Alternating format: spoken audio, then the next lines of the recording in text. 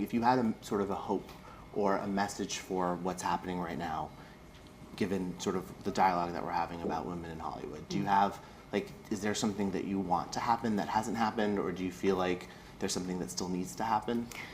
I mean, I think there's so much to actually achieve. I think all the conversations are great, but I think where it's most useful is when concrete measures are taken. So I just worked at the Royal Court Theatre, Vicky Featherston, who's the artistic director, when the Harvey Weinstein scandal happened, and in the months after that she put together a code of conduct. So now when people go to the Royal Court and they start on first day of rehearsal, you're given a code of conduct and you read it, and everyone's required to read it, and it lays out how you're expected to behave in the workplace. And I think those kind of measures are really important. Mm-hmm. You know, I think conversations are great, but it needs to be set in stone. So when you come to the workplace, you know how to behave appropriately, and it's understood that anything outside of that is unacceptable.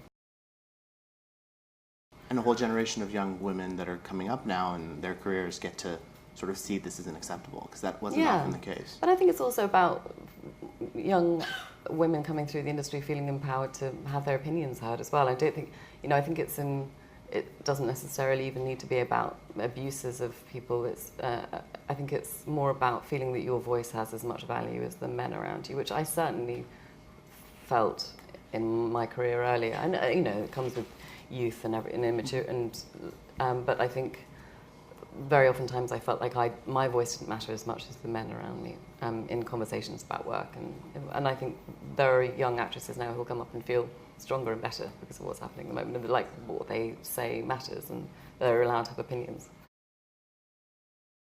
We had an interview last year for Mudbound. We had breakfast in London, and you said that when you work with female directors, it's almost like the barriers for them are so much greater than they are for male directors. You feel like they've been through it and they're going to be great because they have to really prove themselves to get into the filmmaking industry. Do you I think still feel that way? Yeah, I do. I think it's true. I think hopefully now we're starting to redress the balance, but there are people who've made great films who haven't had the opportunities that a male director would have had with the same.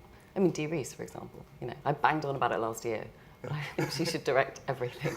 I think she's a genius, and I think if she was a man, probably those opportunities would have come quicker. Mm-hmm. And I'm sure they are all coming, but I think that's largely to do with what's happened in the last year, and less to do with her. I think all of these opportunities are now coming for women in a great way because of this great movement, but it's all right. It's all correcting something, but not, it's not.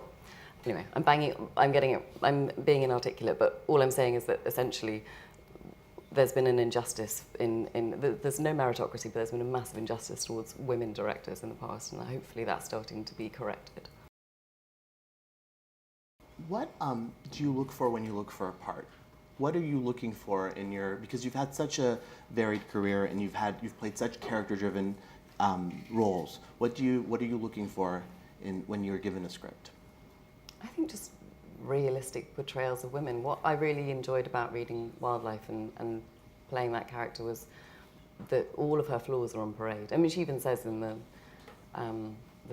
script, were you discussing all my character flaws? Whatever, when she talks about a conversation that her son had with her husband. And I think it's so rare to see a woman allowed to fail on screen. Women are sort of censored. Men can be celebrated in spite of all of their flaws. And I've worked on jobs before where my character originally in the novel or in the original script has behaved in a way that's sort of morally objectionable or unpleasant.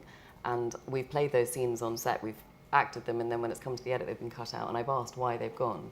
And I've been told, well, the audience really doesn't like it when she's not very nice.